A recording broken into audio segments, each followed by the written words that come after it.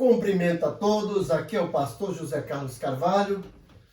Estamos juntos para mais uma maratona. Vamos trazer para vocês aí o comentário da lição 4, que será ministrada no próximo domingo, dia 24 de outubro de 2021. O título da lição é Paulo, a vocação para ser apóstolo. E mais uma vez a minha oração, meu desejo é que cada professor seja usado como instrumento, como canal de bênção para enriquecer cada aluno, levando aí a unção, o conhecimento da parte de Deus. Mais uma vez eu torno a frisar que as lições, e principalmente os tópicos, são tanto quanto repetitivos e redundantes. E isso vai exigir de cada professor um dinamismo para que a aula não se torne monótona. Mas o meu desejo, como eu digo sempre, é que Deus use cada um de vocês como um instrumento na edificação da Igreja de Cristo. O nosso textuário encontra-se em 1 Coríntios, capítulo 1, versículo 1, onde Paulo se dirige àquela igreja dizendo: Paulo, chamado pela vontade de Deus para ser apóstolo de Jesus Cristo. Interessante que a maioria das epístolas Paulo se dirige, se identifica assim, apóstolo. E ele deixa bem claro que o seu chamado para o ministério apostólico veio diretamente de Jesus Cristo, veio diretamente da vontade de Deus. É bom que o professor frise isso, porque a lição tem como base, como centro, o chamado de Paulo. A nossa verdade prática é que Deus chama pessoas para realizar grandes feitos no reino divino. Assim como Deus chamou Paulo, Ele ainda chama hoje pessoas, e o desejo dele é usar pessoas tal como Paulo foi usado, para realizar grandes feitos no reino de Deus implantado aqui na terra. O nosso objetivo geral é revelar que Deus vocaciona atualmente os crentes para a sua obra. Deus não parou de chamar pessoas, né? Conforme as gerações vão mudando, Deus vai selecionando pessoas para trabalhar no seu reino.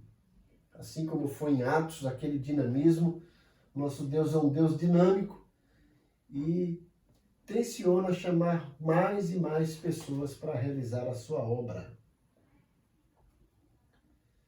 Os objetivos específicos. Cada professor precisa lembrar que cada objetivo tem em mente um tópico da lição. E o professor, na hora de explanar a lição, tem que ter em mente esse objetivo. E o primeiro objetivo específico é salientar o ponto de partida para a vocação de Paulo.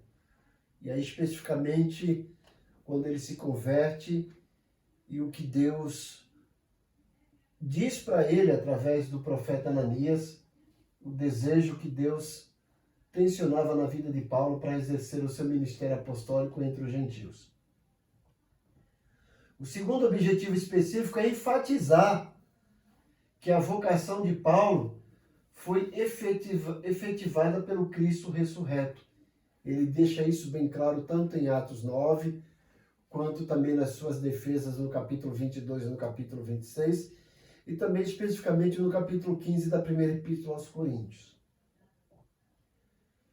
O terceiro objetivo específico é relacionar a vocação de Paulo com o aprendizado no deserto. Isso é um tanto quanto obscuro, porque algumas pessoas acabam esquecendo que Paulo teve uma experiência com Jesus no deserto ali da Arábia. Ele relata isso na Epístola aos Gálatas. E o professor tem que frisar bastante isso, porque veja bem, Paulo diversas vezes ele fala assim, eu recebi diretamente do Senhor. E aí às vezes os crentes ficam perdidos. Como é que Paulo recebeu diretamente do Senhor se ele não foi um discípulo específico de Jesus como os outros que tiveram face a face com Jesus durante 3 anos e meio. E aí é onde o professor tem que salientar essa experiência de Paulo com Jesus ali nos desertos da Arábia. O nosso ponto central da lição é que Deus chama para a sua obra. E o professor tem que trabalhar na mente dos alunos para que eles estejam conscientes que também podem ter sido chamados por Deus ou que serão chamados por Deus para exercer uma obra. E essa obra necessariamente não precisa ser como Paulo para se tornar um pregador itinerante, mas Deus usa quantas pessoas Ele quer e da forma que Ele quer. E compete a cada um de nós descobrir qual é o nosso chamado, qual é a nossa vocação e cada vez mais se apresentar a Deus como obreiro aprovado. Na revista A Interação com o Professor, mostra que Paulo passou por um período de aprendizado no deserto antes de exercer a sua vocação apostólica. Então, alguns acham que Paulo já se converteu e já saiu pregando. Isso é uma meia-verdade, uma verdade absoluta. Precisamos entender um pouquinho da história cronológica da vida de Paulo, não apenas no livro de Atos, mas também nas epístolas, principalmente na epístola aos Gálatas, que ele conta um pouquinho a respeito disso. Ele conta um pouquinho também da sua vida na epístola aos Filipenses, capítulo 3. Veja o que o apóstolo Paulo diz em Gálatas, capítulo 1, versículo 15 a 17. Ele diz o seguinte: quando, porém, ao que me separou antes de eu nascer e me chamou pela sua graça, aprove revelar seu Filho em mim, para que eu o pregasse entre os gentios. Sem detença, não consultei carne e sangue, nem subi a Jerusalém para os que já eram apóstolos, mas parti para as regiões da Arábia e voltei outra vez para Damasco. Então, veja, Paulo deixa bem claro que quando foi chamado, não foi lá procurar os outros apóstolos e conversar com eles, receber deles orientações. Não. Ele mostra aqui, principalmente em Gálatas, que ele foi para um deserto e nesse deserto ele foi contemplado pela presença de Jesus ressurreto, né? Que deu a ele várias instruções. E ele deixa isso bem claro em suas cartas. Então foi nesse período que ele aprendeu mais sobre Jesus. E nesse aprendizado ele pôde se reavaliar como que ele era diante de Deus. Ele pôde fazer um contraste sobre as suas crenças e convicções que ele tinha até então, que lhe foram ensinadas do judaísmo. Ele pôde agora confrontá-las com a revelação da graça de Deus em Cristo. E foi ainda no deserto que ele pôde refletir sobre a simplicidade, pôde se conter, dominar suas paixões instintivas. E por meio desse período, desse espaço de solidão, ele pôde aprender bastante sobre a dependência de Deus. O deserto que Paulo experimentou pôde trazer profundos aprendizados e pode trazer ainda profundos aprendizados para os nossos próprios desertos. Às vezes, uma solidão, uma inatividade. Quando experimentamos esses desertos da vida cotidiana ou no ministério dado por Deus, podemos aprender bastante, tendo como base a experiência de Paulo nesse deserto. Na nossa introdução, vamos dizer que vamos estudar a respeito da vocação de Paulo para o ministério apostólico. O foco aqui será a vocação e a escola de formação no deserto da Arábia. Eu sempre costumo dizer que o deserto é um centro de treinamento de Deus. Assim como o povo que saiu do Egito para entrar na Terra Prometida precisou passar pelo deserto, e era um deserto físico, geográfico, histórico, mas também um deserto de treinamento. Durante aquele período no deserto, Deus queria que o povo tirasse o Egito do coração. Tenho plena certeza que no deserto de Paulo, Jesus queria trabalhar com ele para mudar as suas convicções, tudo aquilo que ele tinha aprendido de Gamaliel e das experiências no judaísmo. Jesus queria transformar isso e queria usar os dotes e as aptidões de Paulo para usá-lo grandemente, como realmente ele foi usado. Veja que Paulo mesmo disse que quando se despediu dos cristãos lá em Damasco, isolou-se na Arábia a fim de concentrar-se nessa nova etapa de sua vida. Ele deixa isso claro na Epístola aos Gálatas. E ele diz aqui, o Evangelho foi revelado diretamente por Deus. Ele diz em Gálatas capítulo 1, versículo 11 e 12. Ele fala o seguinte: faço-vos, porém, saber, irmãos, que o Evangelho por mim anunciado não é segundo o homem, porque eu não o recebi, nem o aprendi de homem algum, mas mediante revelação de Jesus Cristo. Em outras ocasiões, Paulo repete isso. Por exemplo, ele diz em 1 Coríntios 11, 23, ele fala, porque eu recebi do Senhor o que também vos ensinei. Então, Paulo deixa bem claro que durante esse período no deserto, Jesus lhe apareceu e diretamente o instruiu. Então, nesse período de deserto, Paulo foi tratado por Jesus, especificamente para exercer um ministério apostólico eficiente.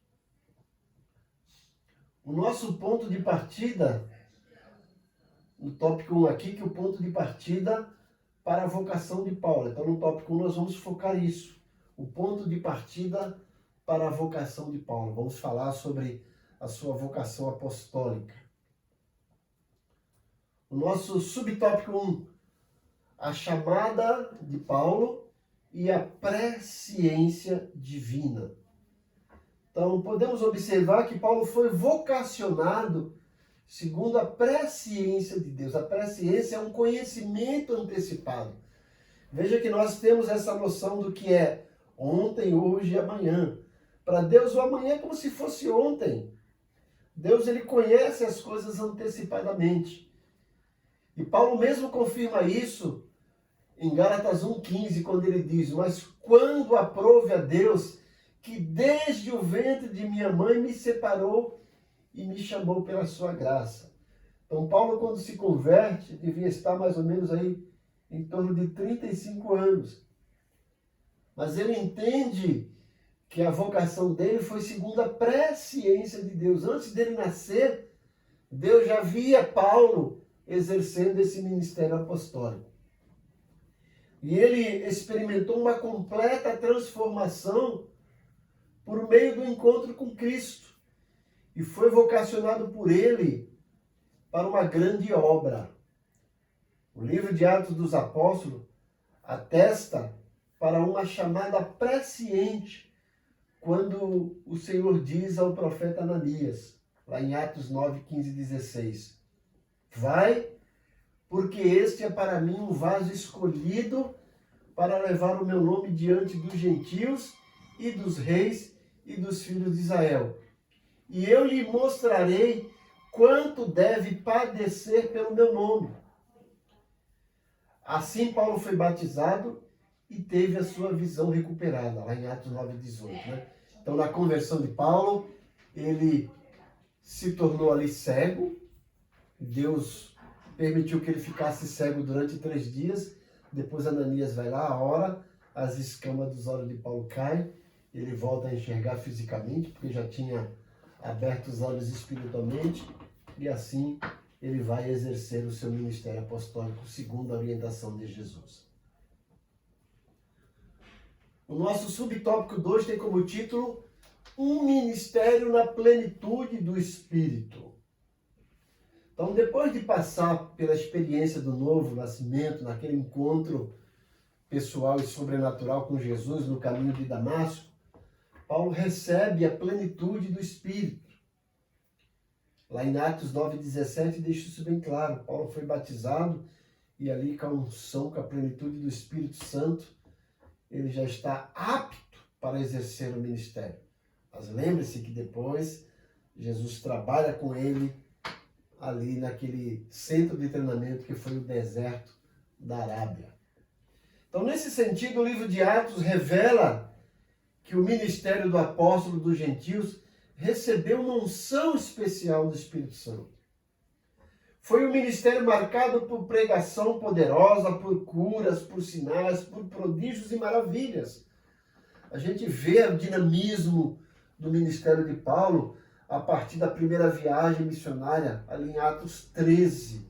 Como Deus o usa de uma forma sobrenatural, tanto em curas e milagres, mas também com sabedoria para defender a sua fé diante dos judaizantes, diante dos seus opositores e diante de reis e governadores.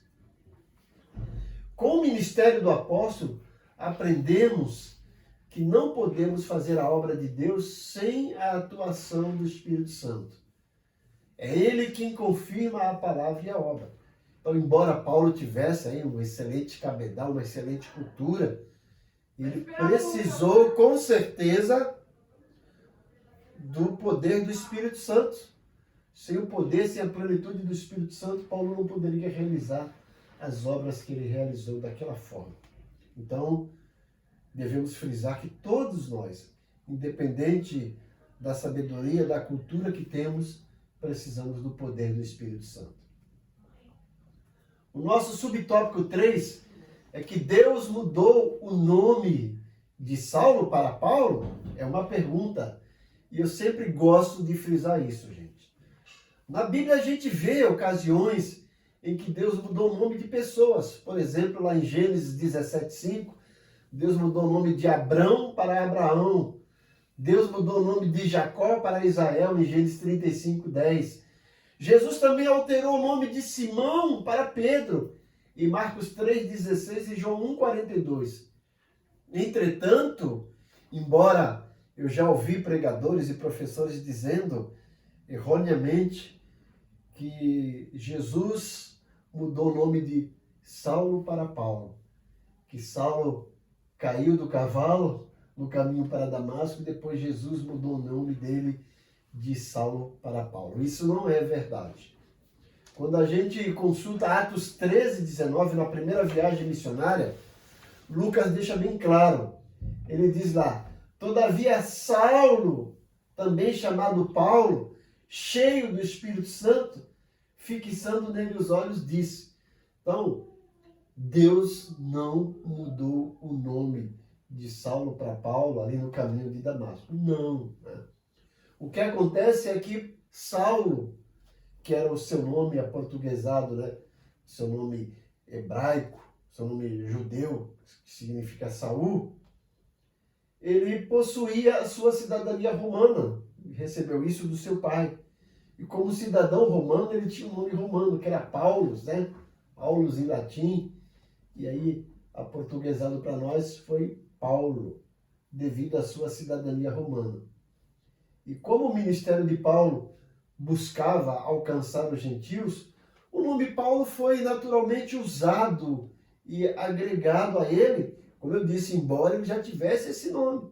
Entre os judeus ele era chamado de Saulo, mas logicamente agora com o seu ministério entre os gentios, saindo das fronteiras de Jerusalém, ele fez uso dessa cidadania romana e usou o seu nome Paulo, que lhe trouxe alguns privilégios e alguns benefícios para levar a palavra de Deus aos gentios. Então, mais uma vez, professor, nunca diga que Deus mudou o nome de Saulo para Paulo.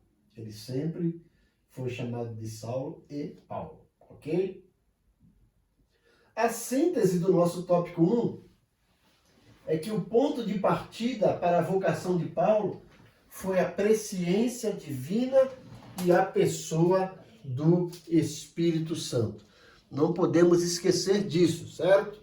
Então, tudo que nós falamos aqui no tópico 1 tem como cerne, como síntese, isso. Que o ponto de partida para a vocação de Paulo foi aquela presciência divina. Ele Deus já tinha na sua mente o chamado de Paulo, muito antes dele nascer.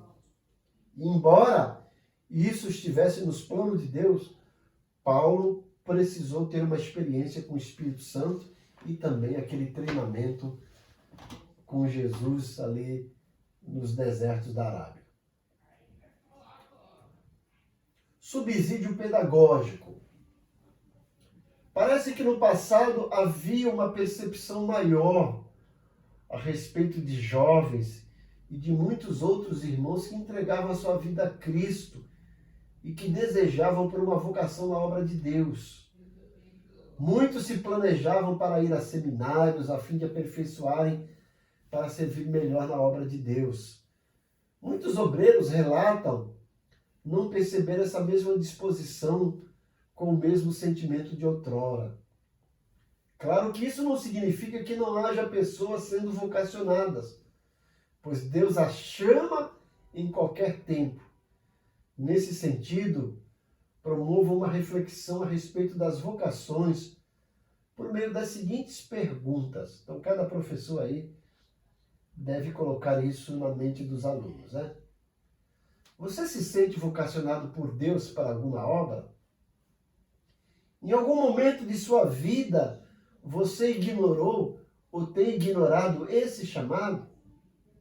O que você poderia fazer para aperfeiçoar-se melhor na obra de Deus?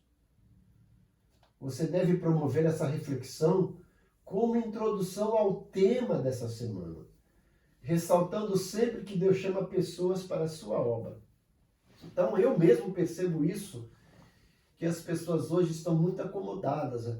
Os jovens de outrora tinham aquele dinamismo, aquela sede, aquele entusiasmo, aquele desejo de servir a Deus. Hoje, os jovens, a geração de hoje está muito acomodada, né? Até para o trabalho secular. E na obra de Deus parece que está faltando os verdadeiros vocacionados, essas pessoas que têm sede, que têm amor, que têm uma chama no peito por pregar o Evangelho, por levar o Evangelho às outras pessoas. E hoje nós temos tantos recursos, né? A mídia aí, podemos usar as redes sociais, mas os jovens de hoje estão um tanto quanto tímidos, desanimados, acomodados. E cada professor criar esse entusiasmo aqui nos jovens e nos adultos também. Deus chama independente da idade. Deus chama para trabalhar na sua obra.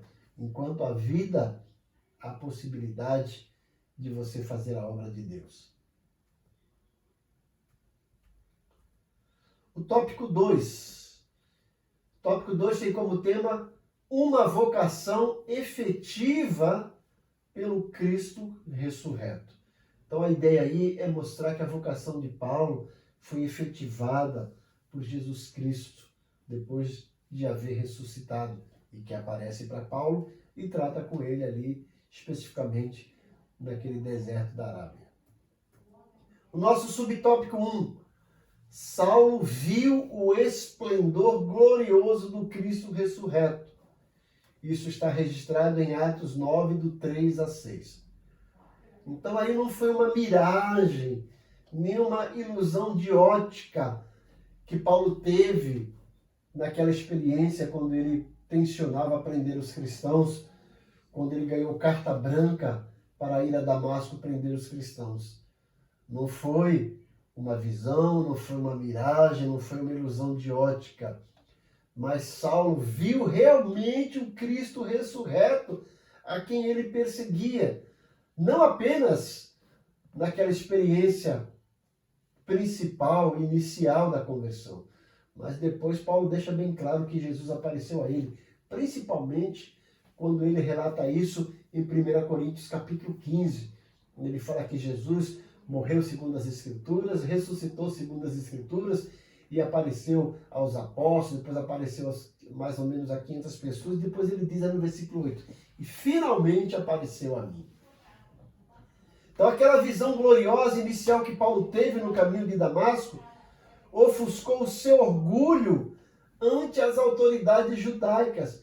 E aquilo foi uma experiência definitiva para a vida daquele perseguidor audaz, que mais tarde seria o embaixador de Cristo entre os gentios. Aquele esplendor, como eu disse anteriormente, ofuscou os olhos de Paulo, que o deixou cego, mas trabalhou no seu intelecto, nas suas emoções e principalmente no seu interior. E lhe abriu a visão espiritual. E eu tenho plena certeza que durante aqueles 3 dias que ele ficou cego, como a gente vê lá em Atos, que quando Ananias vai lá, Paulo estava orando. Durante aqueles 3 dias, o Senhor estava curando a visão espiritual de Paulo. E posteriormente curou também a sua visão física. Quando Ananias vai lá, ora por ele e as escamas dos olhos de Paulo caem. Eu acredito que nesses 3 dias, Deus estava trabalhando no orgulho, na prepotência de Paulo, mostrando que, embora ele tivesse autoridade, ele tivesse conhecimento, mas agora ele estava totalmente na dependência de Deus.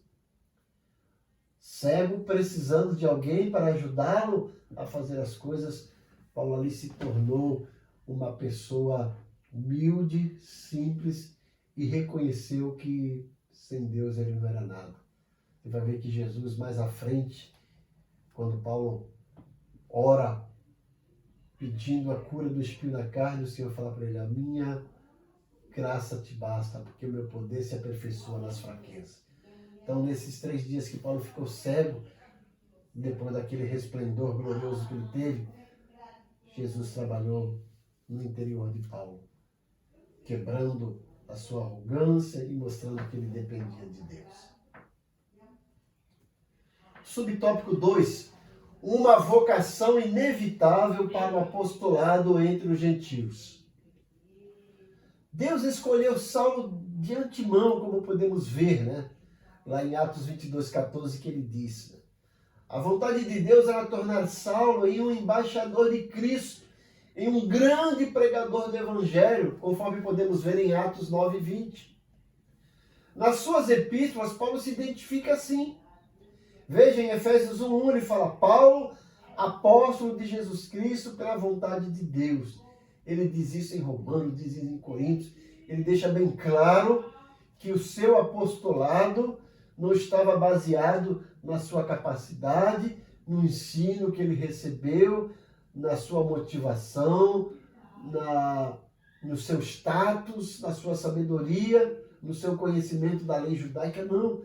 Ele deixa bem claro que isso foi da vontade de Deus.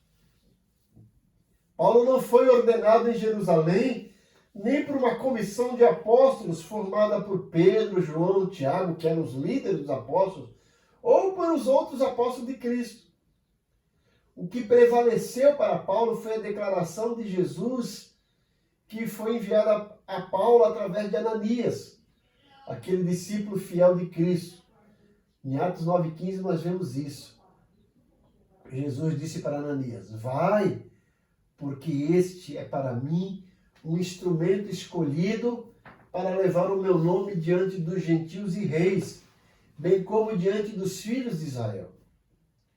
Ananias, com a autoridade delegada pelo próprio Jesus, numa visão, vai ao encontro de Saulo na rua chamada Direita, e lá chegando, impõe as mãos sobre Saulo. E, como eu disse, as escamas agora dos olhos físicos de Paulo caem. Mas, como eu já tinha dito antes, durante aqueles 3 dias que Paulo ficou cego, Deus já tinha trabalhado no coração de Paulo e já tinha restaurado uma visão espiritual de Paulo. Paulo precisou entender que ele dependia dos outros, dependia de Jesus. E agora ele recebe essa vocação para ser apóstolo entre os gentios. Subtópico 3. A vocação mudou o rumo da vida de Saulo. Podemos ver isso no livro de Atos, completamente, né? E depois nas epístolas. Uma mudança radical na vida de Paulo. De perseguidor dos seguidores de Jesus, um homem de personalidade tenaz, obstinada, conforme vemos em Atos 9, de 1 a 6. Deus o chama e o transforma no apóstolo que seria o maior responsável pela expansão da igreja no mundo gentílico. Um homem com poder, com autoridade, agora percebe o quanto ele dependia de Deus e de perseguidor e se torna perseguido. A operação da graça salvadora na vida de Saulo promoveu uma mudança radical em sua vida. Foi Jesus quem o confrontou, que o surpreendeu e o chamou pelo nome. Assim aconteceu com Saulo. Cristo ainda chama o ser humano para frutificar no reino de Deus. É necessário, entretanto, o encontro real com Cristo. Quando isso acontece, ele capacita o ser humano para o seu propósito. Eu quero frisar aqui que essa mudança na vida de Paulo, que aconteceu, está bem nítida e frisada quando Paulo faz duas perguntas para Jesus ali no caminho de Damasco. Primeiro ele pergunta, quem tu és? E Jesus diz, eu sou Jesus Nazareno, a quem tu persegues. E diante dessa resposta, Paulo agora já sofre uma transformação imediata e pergunta, o que tu queres que eu faça? E é isso que Deus espera de cada pessoa vocacionada, que saiba exatamente quem é Jesus e que tenha plena noção do que Jesus quer na sua vida. Glória seja dada ao nome do Senhor. Síntese do tópico 2. Então, a síntese do que nós aprendemos até agora no tópico 2 é que a visão gloriosa do Cristo ressurreto mudou definitivamente o rumo da vida de Paulo. E assim como muda na vida daqueles vocacionados, muitos deixam suas profissões e vão para os campos missionários. A gente sabe relato de médicos que abandonam a sua profissão secular, abandonam seus empregos e se entregam na mão de Deus para fazer a obra em lugares longínquos, com necessidades, mas com o coração aberto, com amor pelas almas perdidas e com uma dedicação fantástica por Deus e sua obra. Subsídio teológico. O Jesus ressurreto apareceu a Paulo, conforme 1 Coríntios 9:1 e 1 Coríntios 15:8. E lhe diz, Paulo, por que me persegues? Atos 9:4. Essa pergunta é dirigida ao propósito imediato de Saulo destruir a igreja. Atacar os discípulos de Jesus não é, como Saulo pensa, mera perseguição a pessoas que adoram de maneira herética. Era um ataque contra o próprio Jesus. Veja que Paulo pensava que estava perseguindo pessoas heréticas que estavam deturpando o evangelho. Mas Jesus fala, Paulo, tu está perseguindo a mim, não é o meu povo. De começo, Jesus não se identifica. Então o perseguidor pergunta, quem é, Senhor? E o Senhor responde, eu sou Jesus a quem tu persegues. E vai ver que essa palavra Senhor tem uma conotação bem fantástica. Representa aí o senhorio. E Paulo usa isso em todas as suas epístolas. Quando ele se dirige a Jesus, ou quando ele fala de Jesus, ele fala Jesus Cristo, o Senhor, ou o Senhor Jesus Cristo. Ele usa esses três nomes juntos, Senhor Jesus Cristo, ou Jesus Cristo Senhor. Ele deixa bem claro que Jesus foi um personagem, um ser humano, mas que tinha um ministério, uma missão, era o Cristo, mas que, além de tudo isso, ele é o Senhor que possui autoridade, que possui soberania. E o professor deve frisar isso. Tópico 3, a vocação de Paulo e o aprendizado no deserto. Eu acho que isso é o foco em que o professor deve dar mais ênfase, o aprendizado no deserto. Às vezes Deus nos leva no deserto para nos treinar, para nos capacitar. Assim foi com Paulo. O subtópico 1, a ida para o deserto.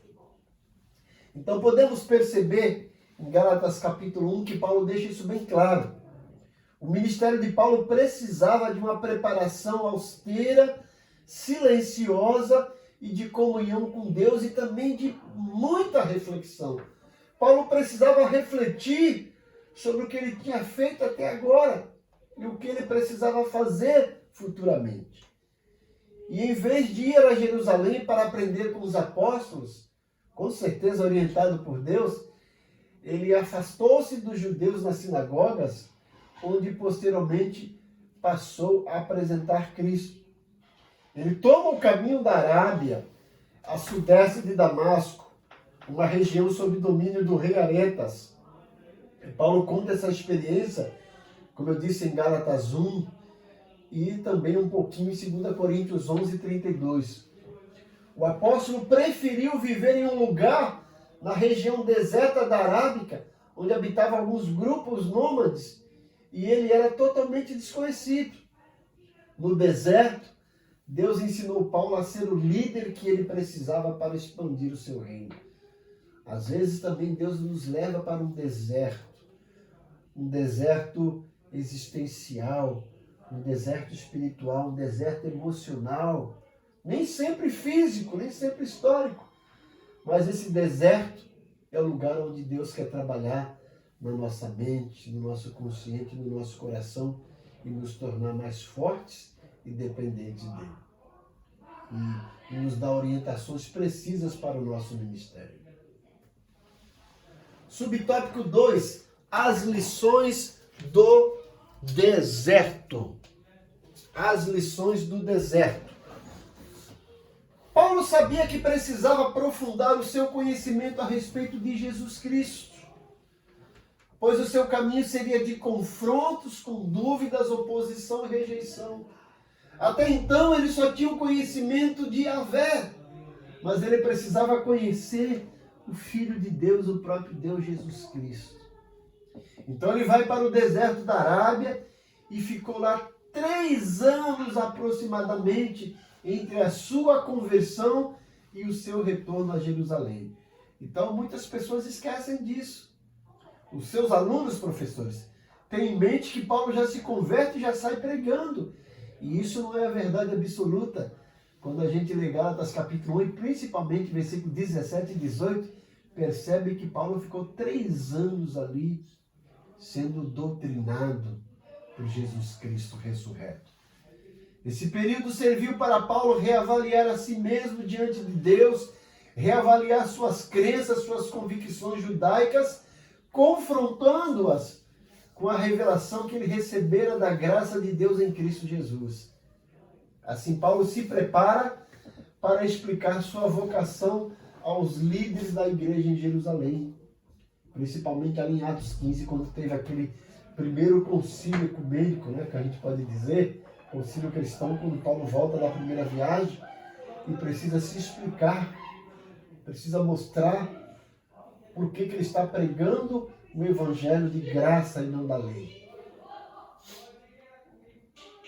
E subtópico 3, mais lições no deserto. Perdão, subtópico 2, Essas lições no deserto serviram para Paulo se aperfeiçoar. E agora, o subtópico 3. Paulo precisou de mais lições no deserto. Saulo passou a usar o nome romano Paulo, com o qual se tornou conhecido em seu ministério. E ao tomar rumo do deserto para refletir e aprender, o agora Paulo foi despido de toda a filosofia e religiosidade legalista do judaísmo. Com certeza ele usou a sua sabedoria, como a gente percebe. O rei chega para ele e fala: Paulo, as muitas letras te fazem delirar. Deus não queria tirar isso de Paulo. Deus queria tirar aquele legalismo religioso que Paulo tinha. Precisava mostrar para ele que o evangelho é graça salvadora, não é lei punitiva. No deserto ele aprendeu que a simplicidade era a chave que abriria a porta do cristianismo e que era preciso dominar as suas paixões, substituindo pela alegria da salvação em Cristo. Levar o evangelho de novidade de vida e não uma religião que prende, que amordaça, que engessa. Ele também aprendeu que a imensidão do deserto esmaga o poder e a fraqueza do homem. Agora ele só pode depender de Deus. Por isso Paulo descobre também, na experiência do silêncio e da solidão no deserto, que as coisas de Deus não são do modo como ele quer. Não é do modo que nós queremos, mas é do modo como Deus quer. No deserto, Deus ensinou Paulo a ser o líder que ele precisava ser para expandir o seu reino. E como eu disse antes, nós precisamos passar também pelo deserto para aprendermos mais de Deus. E a síntese do tópico 3 é isso. É que a vocação de Paulo foi aperfeiçoada lá no deserto, pelo qual ele passou durante 3 anos. Nesses 3 anos, ele recebeu conteúdo, recurso suficiente para exercer um ministério eficiente e para ter força para enfrentar as oposições e as perseguições que ele enfrentou. Foi ali que Jesus trabalhou na vida de Paulo. E Paulo foi um grande missionário, apóstolo, pregador do Evangelho e que ganhou muitas almas e fundou várias igrejas para a glória do nome do Senhor. O nosso subsídio teológico é que possuir um chamado é ter sido convocado por Deus para o cumprimento de uma tarefa com base na autoridade dele. É ele mesmo quem estabelece o que deve ser feito. E é ele mesmo que nos diz como isso deve ser feito e por quem deve ser feito. Com base nisso, podemos destacar 3 lições aqui. Primeiro, o mérito não é de quem é chamado, mas de quem chama. Segundo, a tarefa a ser realizada não pertence a quem foi chamado, mas a quem chamou. Terceiro, não se trata de um peso, mas de um privilégio concedido pela graça divina. Servir a Deus, gente, é maravilhoso. Não tem preço que pague. Quem chama passa a ser visto como infinitamente mais importante de quem é chamado. E isso significa dizer que as razões, as formas e objetivos devem girar sempre única e exclusivamente em torno da pessoa de Deus, que é o chamador. Então, todo aquele êxito do ministério de Paulo veio de quem o chamou, de Jesus. Que não apenas o chamou, que o preparou, que o aperfeiçoou e lhe concedeu autoridade através do Espírito Santo. E é isso que o professor precisa passar para os alunos. Por maior conhecimento que temos, não somos nada, dependemos exclusivamente do poder de Deus. Por isso que Paulo diz, eu não me envergonho do Evangelho porque é o poder de Deus. Ele sabe que o poder não é dele, é de Deus. Concluindo a nossa lição, a grande verdade que aprendemos nessa lição é que Deus não mudou o seu método para vocacionar e chamar a quem Ele quer. Para isso, Ele usa experiências muitas vezes dolorosas no deserto da vida. É preciso aguçar a nossa sensibilidade espiritual para identificarmos o chamado de Deus para a nossa vida. Então, professor, que Deus abençoe a sua vida, que você seja usado por Deus de uma forma maravilhosa, que você leve para o aluno essa lição com o intuito de entusiasmá-los a serem vocacionados por Deus, a serem preparados por Deus para exercer um ministério eficaz. Que Deus te abençoe grandemente e que se você seja usado com unção e com autoridade.